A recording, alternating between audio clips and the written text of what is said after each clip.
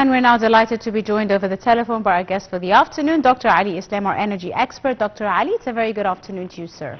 Good afternoon. Thank you so much for your time, Doctor. Let me start by asking you about the floating storage and regasification units. Could you tell us a bit more about them and how they are being used and integrated into Egypt's natural gas pumping network? Yes, a good question actually, because Egypt is actually now in shortage of between consumption of natural gas and production.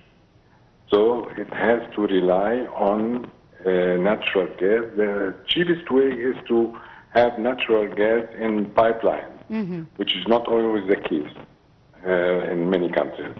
So we have to rely on importing liquefied natural gas, yes, which is a form of compressed natural gas to get it used in the gas pipeline to distribute it in for all uses, for houses and industry. You have to regasify it. That's to say that to be in the form of a gas, pumped in the pipeline to distribute it for houses and the various industries. So it is an important step to have this. And we don't have the capacity to build our own in short time. It is a very expensive business, and you have to import these, or at least lease these ships or floating ships, floating storage and regasification units in form of ships and located in some ports, especially Ain al-Sukhna and Damietta. And so it is the lease period may be 10 years, because we have to secure this sustainable development for a long time.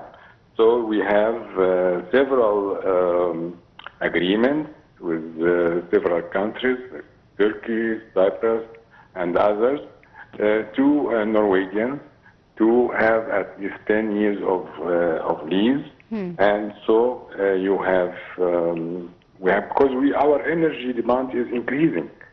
So we have to look for the future, not only just today.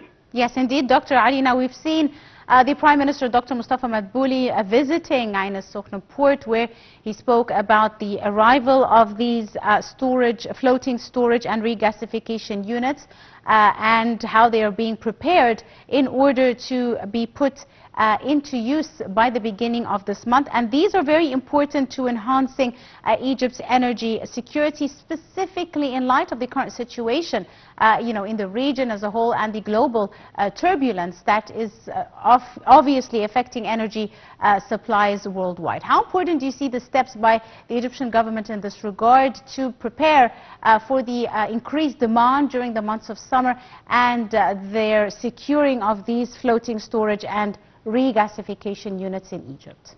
Yes, it is actually a lot of work in preparing these berths or the place where the floating ships can be located in a short time. It is a huge work at Ain al-Sukhna, at the summit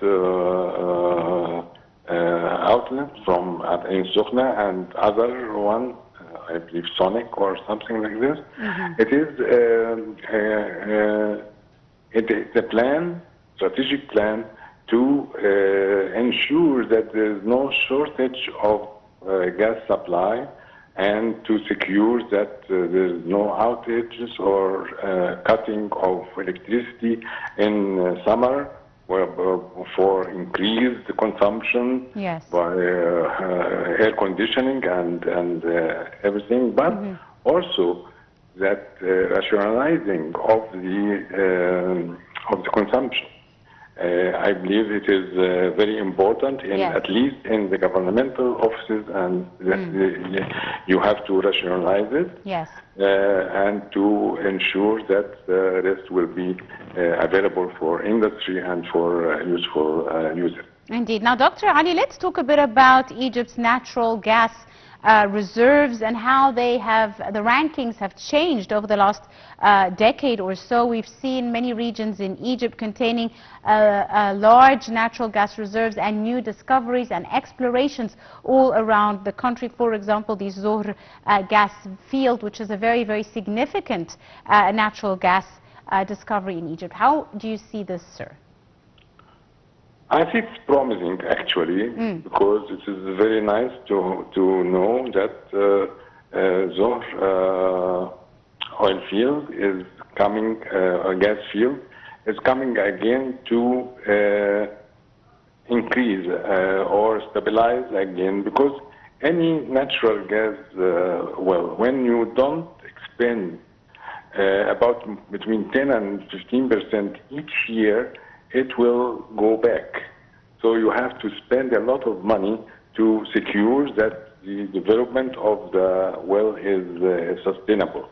That is nice. And also there is also some discoveries, new discoveries in Gulf of Suez and in West Desert, and also in Egyptian offshore. So it is promising that the problem was that to secure financially the installments for the international oil companies to spend more on new discoveries. They have to have their dollar contribution by in the correct time. Yes. So it's promising, and I'm really optimistic about it. Indeed. Dr. Ali, this leads me to my next question about such new discoveries, and they are ongoing. I mean, as a matter of fact, many gas fields and natural gas fields are being discovered constantly now in Egypt as the technology as well is progressing in this regard. How do such discoveries, in your opinion, lead Egypt to reach its main goal of having self-sufficiency in this sector? Hopefully soon, because we are struggling really hard to invest in the infrastructure. Infrastructure is now okay, and to secure the budget for to encourage the new discoveries and to have it as an energy hub. Yes. In Egypt, we are not only looking at securing it locally, but we have to be an energy hub, exporting ports from Alexandria and other things to export it to Europe, and also to get use of newer technology, as for example, as hydrogen technology. Green hydrogen, yes, which is very much related for securing clean energy source, and at least also diversifying our energy requirement by looking at renewable energy, wind and solar, and of course nuclear energy. Yes, this leads me, of course, Dr. Ali, to discuss with you the move by the Egyptian government to diversify its energy resources, like you mentioned, and branch out into different sectors with regards to energy and renewable energy, green hydrogen, and finally, of course, nuclear energy. How important do you see the project that you mentioned, the Daba nuclear power plant, and how do you see this shifting Egypt into a new era with regards to becoming an energy hub, like you said, sir? That's true. Nuclear energy generation, yes, electricity, it is a very important project and will really bring Egypt into a new era of development and success and prosperous situation in the whole country.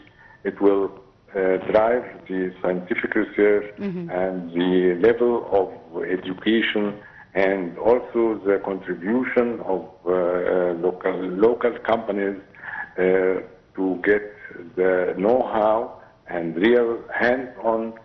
For example, the construction part in the first plants will be executed actually by Egyptian contractors. Yes. So they are experienced in this field and have a lot of previous work. So it is good to have this transfer of knowledge and training and to the operators, and it is something which will be very fruitful for Egyptian economy and Egyptian future in Chad. Indeed, right. On that note, I'd like to thank you very, very much, our dear guest, Dr. Ali Islam, our energy expert and our guest for the afternoon. Thank you so much, sir, for your time and for joining us on today's episode of Cairo Local Time.